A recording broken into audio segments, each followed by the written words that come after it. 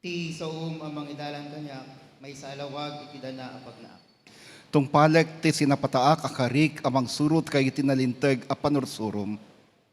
Nadagsan unay dagiti sa gabae wapo, kas mayanurot iti karim, pabigsan iti biyag ko. Awatam kadi wapu ti kararag o pagyaman, kati suro na kay ti bilin mo. Si sasagana akanayo namang ipustay iti biyag ko, saan ko malipatan iti lintig mo. Nang ipaka dagiti managdataka si titsilo, ngamyak sinalungasing dagiti bilbilin mo. Agnanayo ng sanikwak dagiti bilin mo, isuda iti ragsak to'y puso. Ingkadang ko na tong pala dagiti linteg mo, anurutak ida aginggat maudi nga angas ko.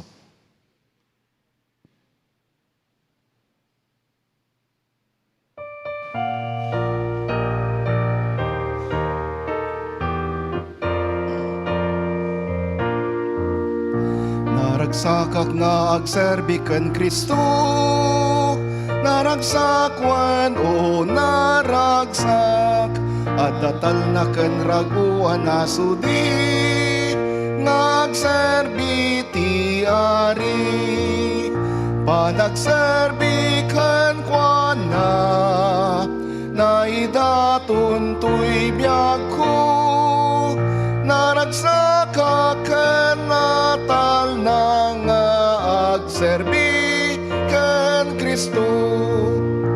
Naragsakak nga agserbi ken Kristo, naragsakwen o naragsak, rigat man wenno nam ay nga agserbi ken Jesus ko nga ari. Panagserbi ken kwa na idatun tuy biyag ko, naragsaka ken natal na nga agserbi ken Kristo. Naragsak ti panagserbi ken Kristo, naragsakwen o naragsak, ti nabilgat akyag pagsalkat, nagserbi ken Kristo.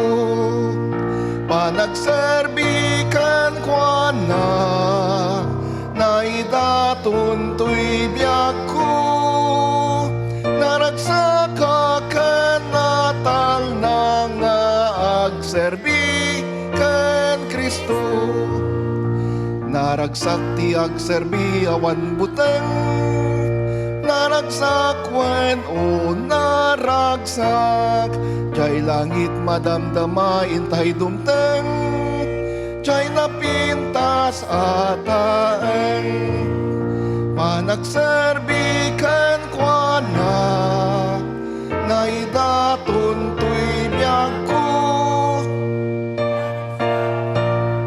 natal na nga agserbi ken Kristo.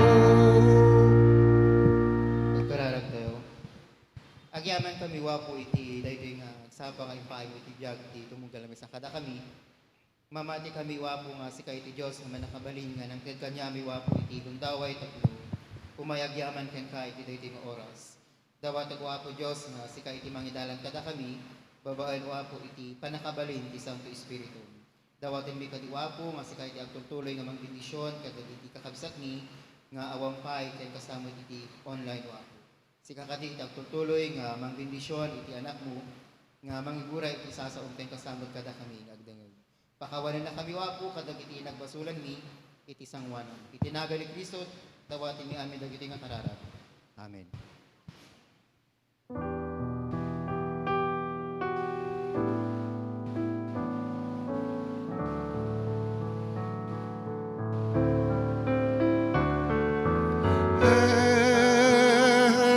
Jesus, o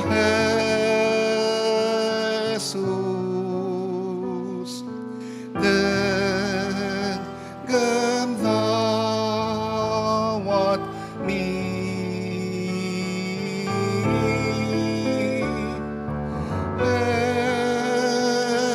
Jesus, o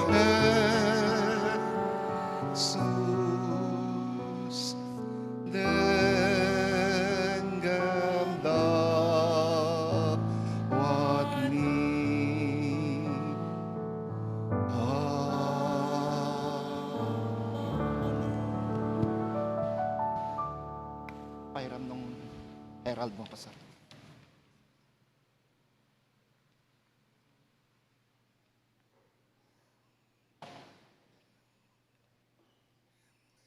Good morning!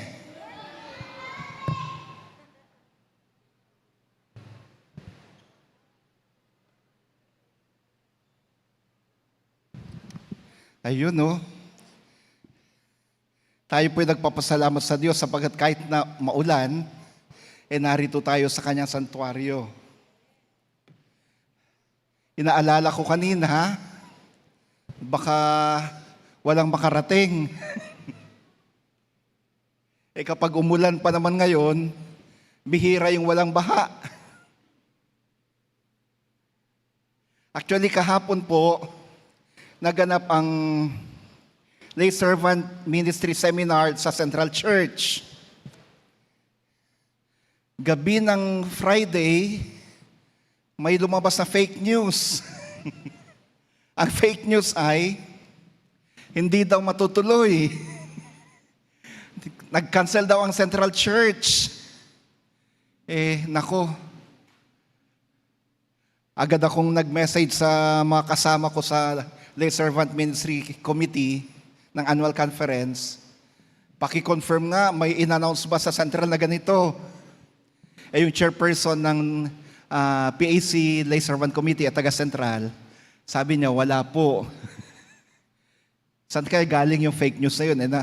Nakapost pa sa Facebook yung fake news. Anyway, matagumpay pong naidaos ang Lay Servant Academy kahapon. First meeting or first session, doon po sa Central Church ginawa, 140 mahigit ang dumalo na laiko. At dito sa NACS, mahigit 20, di ba? Ang total ng NACS, 40? Oh, but nasaan yung iba nung picture taking? So 40 pa lang taga-NACS. 140 tayo lahat doon. Kayo doon. Ang daming NACS ah. Kayo na yata pinakamarami kahapon. So, may mga 40 na laiko po tayong dumalo kahapon.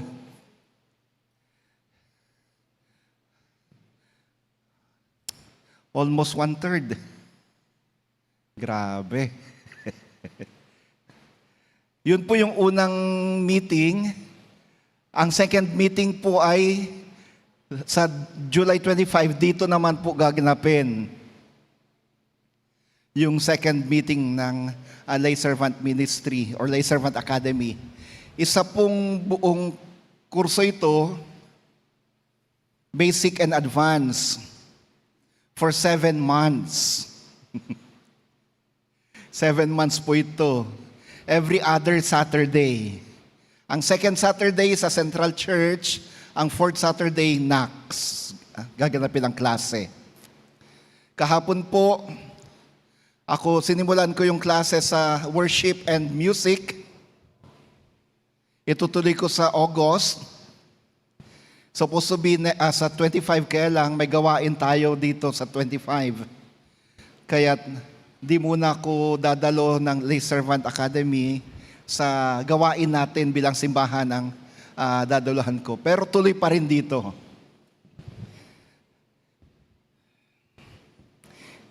In relation to this, friends, July 14 at July 21, tuloy po ang ating loading ministry. Ito po yung ministry natin sa mga street dwellers. July 17 and 18, PAC UMWCS Retreat sa Lipa, Batangas. July 18 din, alas 8 po ng umaga, ang UMYF Mentoring and Discipleship sa San Mayer UMC gaganapin. July 19, sa sunod na linggo po, ay ang ating Joyful Giving. Special offering. So may special offering po tayo sa darating na linggo or sunod na linggo, oikonomos. Anong ulit ang oikonomos? Oikos is house. Nomos, katiwala. Pagiging mabuting katiwala. Katiwala ng sambahayan. Oikonomos. So pagiging katiwala. Faithful and obedient. Steward. Nung nasa Ilocos ako, mayroon akong nadestinuhan na mga simbahan. Yung oikonomos mo, actually ang pronunciation nila doon, ikonomos sa mga Ilocano. Yung ikonomos mo,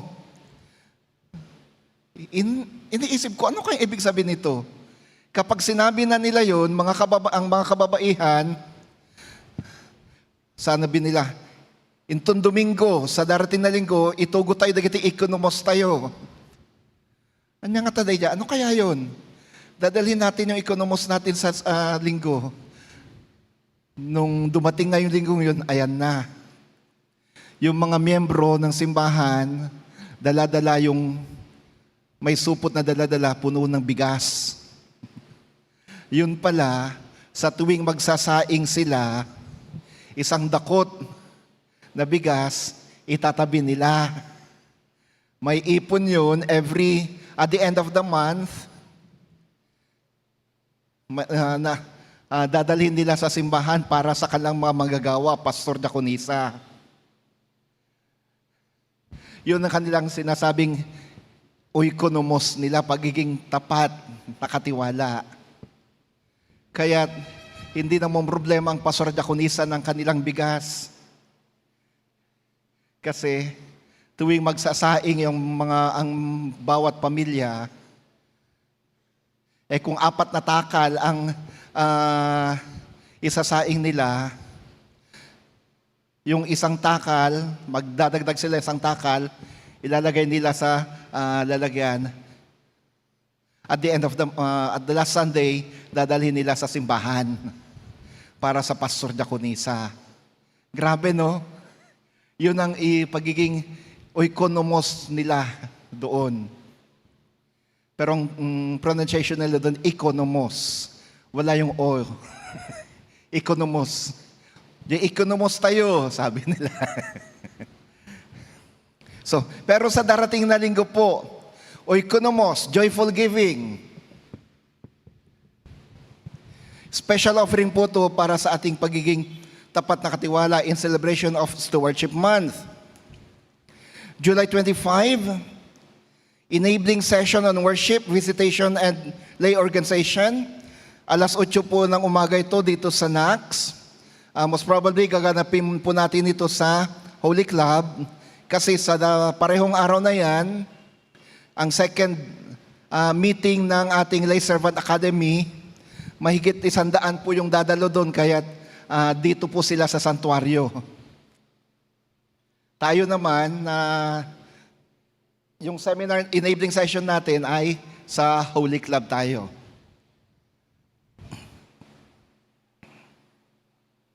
And then mga kapatid, sa July 30 and 31, Huwebes, Biyernes po ito, gaganapin ang Lakbayin Retreat. Ito po yung discipleship program ng ating Manila Episcopal Area. Naghahanap po kami ng at least 5 mula sa Ilocano na ipapadala. 2 pa lang po ang nakausap ko. Kailangan ko pa po ng 3 at least. Nag-aantay po ko ng volunteers kung may mag-volunteer. Huwag po kayong mag-alala, sasagutin po ng simbahan ang ating registration. Ang sagot lang po ninyo ay pagkain. Ano, teacher? Yung lunch. Ay, meron na rin lunch. sa Lakbayin. Lahat pala well provided na, pamasahe na lang tayong pauwi. Papunta at pauwi. 2 araw po ito. Sa Central Church, sa headquarters po ito gagawin. So, Huwebes at Biyernes po ito, 30, 31 ng July. So, kailangan ko pa po ng 3, at least. Pero kung mas marami ang gustong sumama, mas maganda. Ano, teacher?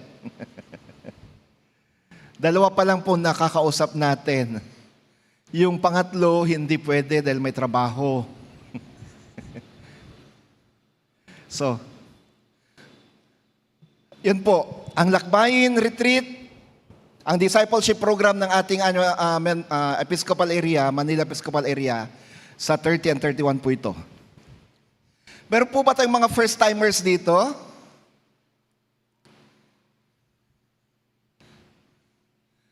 Wala? Sige, tawagin na natin lahat ng mga may birthday sa linggong ito. Sino pong mga birthday celebrators natin? We have Roniel Palomo, Norma Sango, Rafael Velasco, Pauline Melencio, Rohama Taklas, Angelita Franco, Sharon Ong, Raquel Sakdalan, Ryan Julius Bigayan, Ray Marth, John Bigayan, AZ Ranyola, Natalia Tablizo. Nasa San Mateo yan, di ba? Delia Gumangan, Jose Paulo Gonzales. Kilala nyo yan? Sunod. Diconis Sharon Rosie Abut and Sheila Joy Malubay. Kaya lang, wala si Teacher Sharon ngayon dito eh. Pag nakita nyo mamaya, sabi nyo ice cream. Kaya lang darating kayo na nagtitinda ng ice cream, maulan. May iba pa po bang mga birthday celebrators na nandito na hindi na pangalanan? Meron. Ali po kayo dito. Ayan, no? Pansit. Ay, ano yun? Ano yan natin, Neri? Pansit. Grabe naman yung ubo na to. Pansit.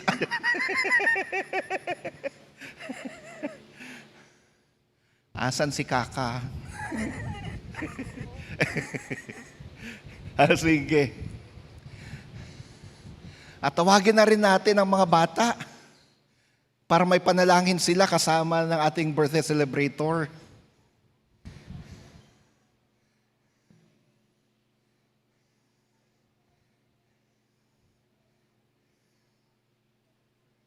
Huwag na kayong lumuhod mga anak. Samahan nyo si kapatid dito na, samahan nyo na dito. Tayo na lagi dito.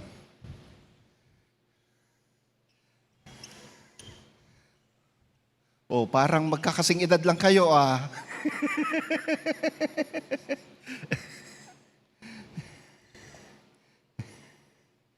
Huwag kang magtago, Edred.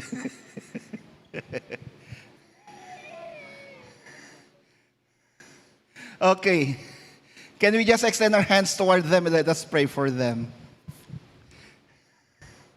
Sa umagang ito, Panginoon, narito po sa aming harapan ang aming kapatid na magdiriwang ng kanyang karawan sa linggong ito. Salamat po sa bagong buhay, bagong kalakasan, bagong sigla na kaloob mo sa kanya. Sa pagdiriwang po niya ng kanyang karawan, dalangin namin na patuloy mo siyang ingatan, palakasin, pagpalain, ipagkaloob ang kanyang mga kahilingan sa iyo. Basbasan siya at ang kanyang mga minamahal sa buhay. Ilayo siya sa anumang sakit at kapahamakan. Ganon din ang kanyang mga minamahal. Narito rin po sa harapan namin makino ng mga batang